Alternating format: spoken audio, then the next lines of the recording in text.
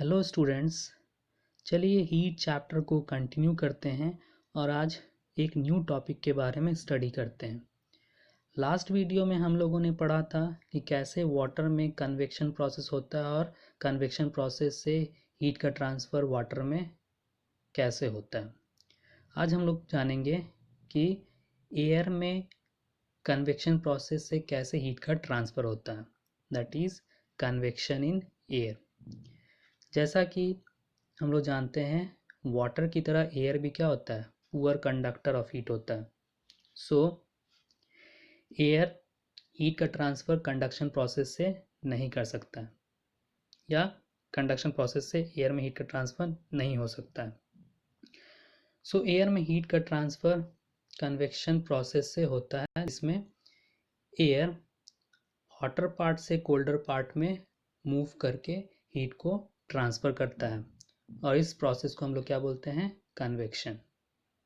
आइए इसको एक एग्जांपल से समझते हैं। विंटर के टाइम में हम लोग क्या करते हैं, रूम हीटर यूज़ करते हैं अपने घरों में घर को हीट करने के लिए। तो रूम हीटर को वो कैसे वर्क करता है, चलिए इसके बारे में जानते हैं। रूम हीटर को जब हम रूम के किसी एक कॉर्नर में स्विच ऑन करते हैं तो रूम के अंदर जो एयर प्रेजेंट है वो रूम हीटर के कांटेक्ट में आता है और हीट का ट्रांसफ़र एयर पार्टिकल्स और एयर मॉलिक्यूल्स में होता है।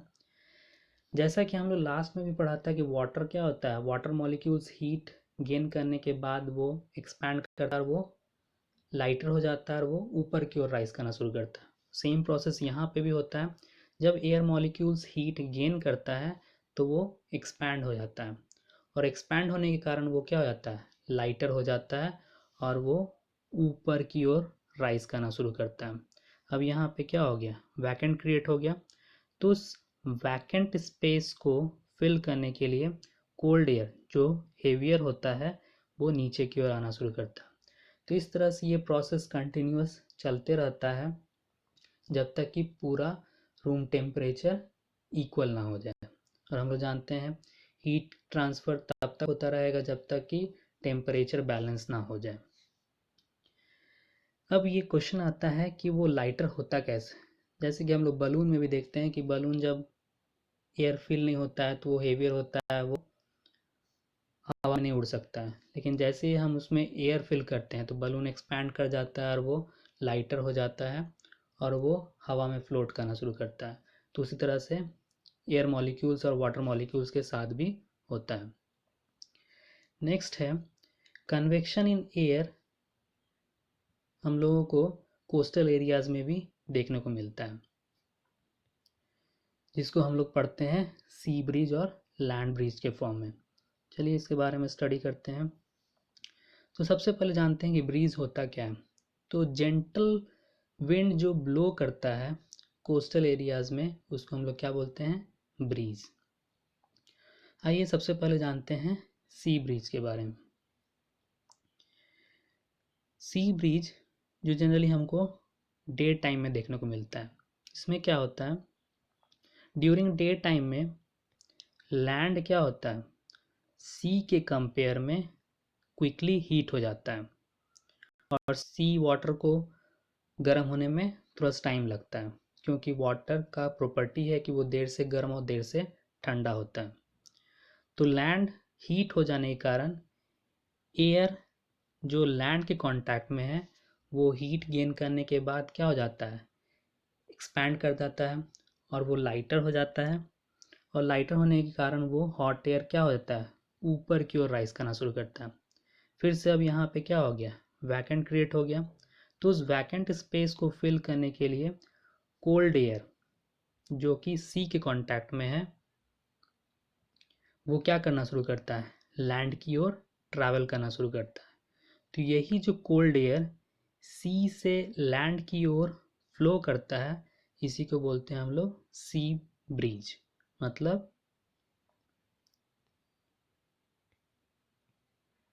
The breeze blowing from the sea to the land during daytime is called sea breeze।